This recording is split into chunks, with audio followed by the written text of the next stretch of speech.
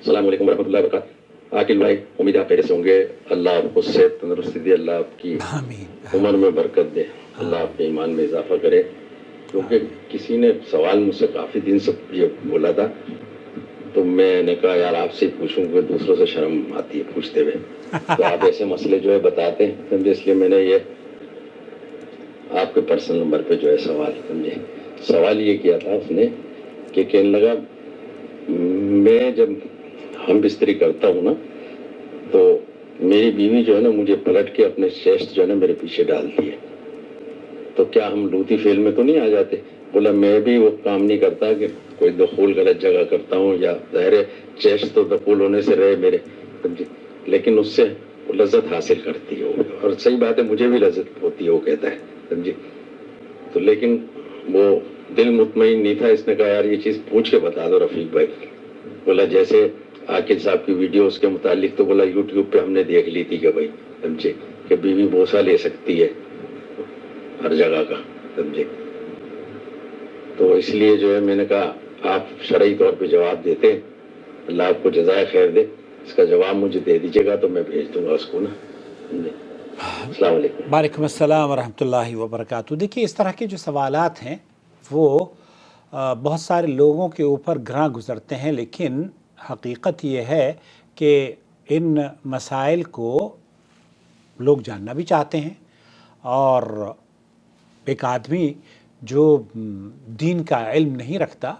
वो अहले इल्म से अगर पूछता है तो उसमें कोई कबाहत नहीं है, अहले इल्म उसका जवाब भी देते हैं। शेख बिन बाज से शेख मोहम्मद बिन सालेह अल उसैमीन और जो सऊदी अरब के किबार उलमा हैं, मशाइख हैं, बल्कि आप इन मशाइख की तो छोड़ दीजिए, अल्लाह रब्बुल आलमीन ने इन बातों का तज़किरा के मियाँ बीवी के जो जिस्मानी ताल्लुक़ात हैं वो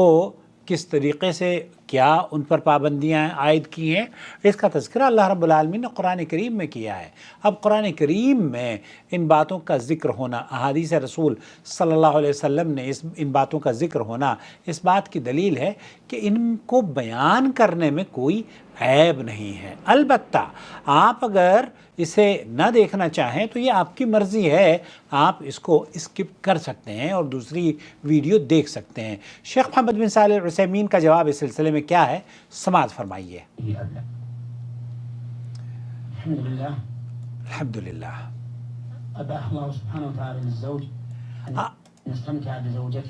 आप अलैहिस्सलाम, अल्लाह के रसूल सल्लल्लाहु अलैहि वसल्लम ने मियाँ बीवी के जो हुकूक़ हैं उनको बयान कर दिया है, और शेख मोहम्मद बिन सालेह अल उसैमीन ने फरमाया थे अल्लाह ताला ने औरत को, मर्द जो मियाँ बीवी हैं वो इसलिए इस रिश्ते को बनाया है ताकि वो अपनी बीवी से लुत्फ़ अंदोज़ हो सके, कैफ़ यशा, जैसे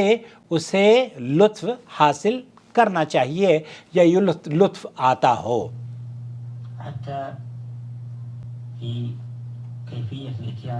हत्ता फ़ी कैफ़ियत इत्यान, जैसे कि उस औरत के अपनी बीवी के साथ उसे किस तरीक़े से लज्जत आती है, किस तरीक़े से दुखूल करना चाहिए।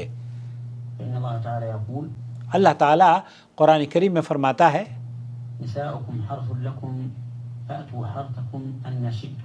जहाँ आप अल्लाह रब्बुल आलमीन ने औरतों को आपकी खेती बताया है, और खेती फ़अतू हर्सकुम अन्ना शिअ्तुम, तो जहाँ जिस तरीक़े से आप चाहो आप इस्तेमाल कर सकते हो। वलाकिन यहाँ ये नहीं है कि हर चीज़ अल्लाह ताला ने आपके ऊपर छोड़ दी है, बल्कि उस पर कोई क़ैद भी अल्लाह ताला ने लगाई है। इंतबह, यहाँ रुक जाइए। फ़अतू हर्सकुम, आप उस खेती का कैसे लुत्फ़अंदोज़ हो सकते हैं? वो जो खेती है, वो जो ज़मीन है जहाँ पर खेती उगती है, उसमें दाना कहाँ से बोया जाता है? वो जो जहाँ से अल्लाह ताला दुनिया को आपकी नस्ल पैदा करता है,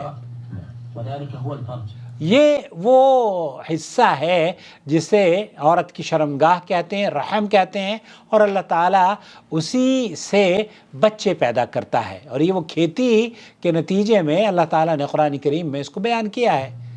فيجوز الإنسان أن يستمتع تو یہاں ایک انسان کے لیے یہ اس سے لذت حاصل کرنا، بزوجته اس کی بیوی سے حال الجماع جماع کرتے وقت في الفرج اس کے اگلی شرمگاہ میں، من قبول يعني سواء أتى من جهة الأمام یہاں شیخ محمد بن صالح العثیمین کہہ رہے ہیں کہ اگر وہ آتا ہے اپنی بیوی کے پاس لذت کرنے کے لیے یا اس سے ہم بستری کرنے کے لیے سامنے سے أو من جهة الخلف اور پیچھے سے، أو أتاها وهي قائمة ایک عورت اگر اس کا شوہر اس کے ساتھ مباشرت کرتا ہے اور بیوی کھڑی ہوئی ہے، أو مضطجعة اور اگر کروٹ سے لیٹی ہوئی ہے، أو على أي حال كان بشرط أن يكون ذلك في الفرج. یہاں شرط یہ ہے کہ اسے فرج میں داخل کرنا ہے، اس کی اگلی شرمگاہ میں داخل کرنا ہے۔ وكذلك أستمتع بها بالضم والتقبيل والمباشرة كما شاء. یہاں جو بات شیخ فرما رہے ہیں وہ یہ کہ آپ کا اس کے جسم سے لذت حاصل کرنا، اس کو بوسہ دینا، اس کے جسم پر ہاتھ پھیرنا، یا اپنے ہونٹوں سے اس کے جسم، شیخ بن باز سے پوچھا گیا کہ کوئی حرج نہیں ہے اگر عورت کی اس کے سینے سے لذت حاصل کرنے کے لیے اس کا شوہر اس کے سینے سے کھیلتا ہے یا اسے اپنے ہونٹوں میں لے کر اسے تیار کرتا ہے، تو کوئی حرج کی بات نہیں ہے۔ ليس في ذلك حصر إلا أنه يحرم عليه یہاں ممانعت کوئی ایسی نہیں ہے، بلکہ کس چیز کی ممانعت ہے؟ أن يطأها في حال الحيض یہاں اس کو ممانعت اس بات کی ہے کہ وہ حالت حیض میں اس کے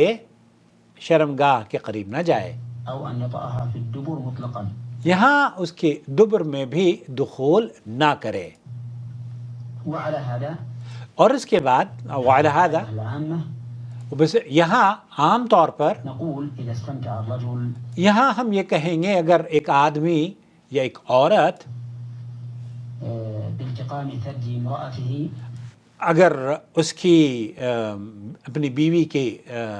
سینے سے لطف اندوز ہوتا ہے، یا عورت اپنے سینے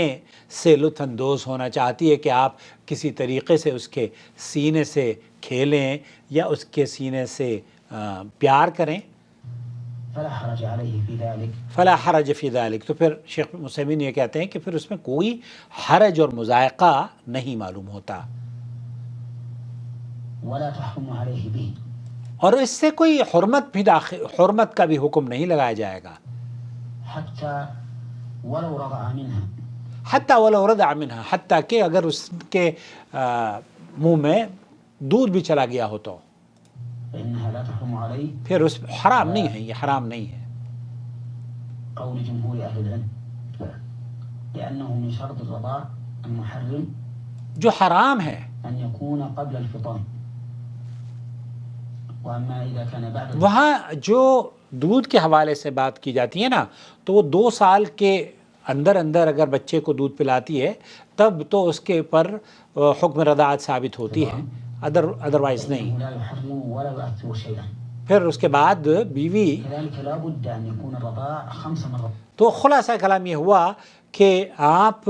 کی عورت اگر آپ کے جسم سے لذت حاصل کر رہی ہے، اور وہ ایک مخصوص طریقہ ہے جو آپ نے اپنے سوال میں بیان کیا ہے،